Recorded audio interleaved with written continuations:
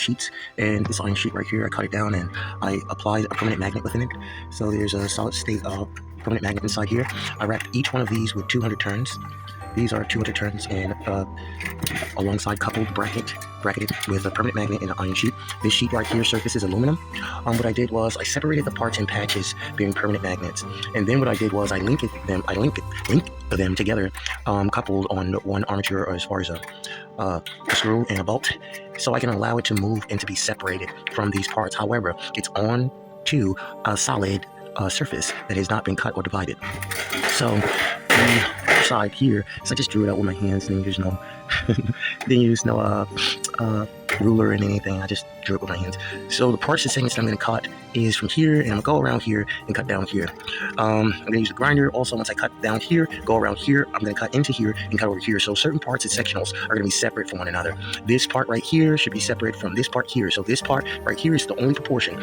The patches in the back relate to the same segment. Notice how there are screw bolts to host the patches of magnets and the coil. So I have them sectioned off with drawing, just writing, so I know where the coil location's at, and the rivets that connect the linkages of the patch, where one is here that goes vertical and another one is like an L shape. This one is like an L shape that connects to this one, and this one is just vertical.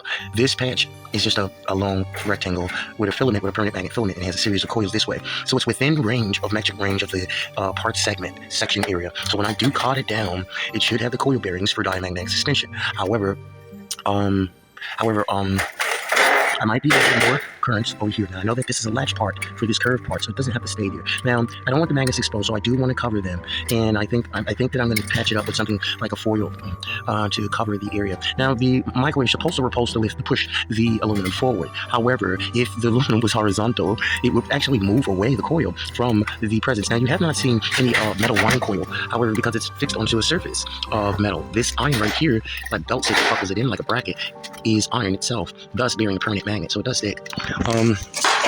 Keys to you. This is magnetic. The magnets, all of these are magnets that enables it to stick. So that's what you can tell. So, and that's it.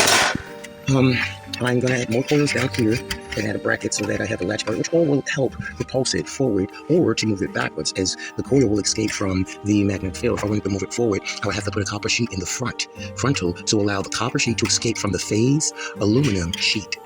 And while the aluminum sheet is being phased, having a local copper sheet next to it, it will phase the copper sheet, and the copper sheet will move forward. So if I wanted to move forward, I use a copper sheet in front of the aluminum.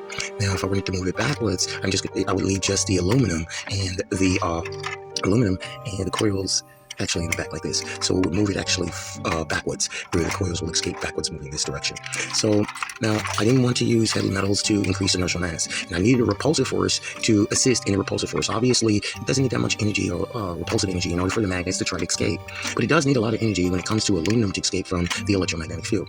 So it's more or less energy to spend on the permanent magnets to escape. However, the force and density of the permanent magnets are lifted by magnetism, electromagnetism, incident force, which the force and density, when it moves away or tries to escape, it also carries this inertial mass or the mass with it, being that the voltage in the gauss is greater than the inertial mass entirely, so that it just carries both of them away and escape.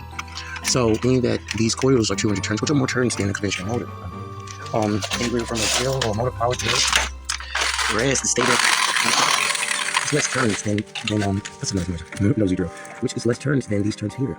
I have 200 turns in sets, where there's 12 of them. There's actually 12, and I guess 12, so, and I would need 1 kilowatt to create, actually 1,000 turns for 1 kilowatt, and a kilowatt is more than 767 watts, and 767 watts is, in conversion to that, is like 550 pounds. 550 pounds is about a horsepower. So, and I don't think that this thing is 550 pounds. So, I'm going to keep working on design to get it exactly, and my name is Morgan, and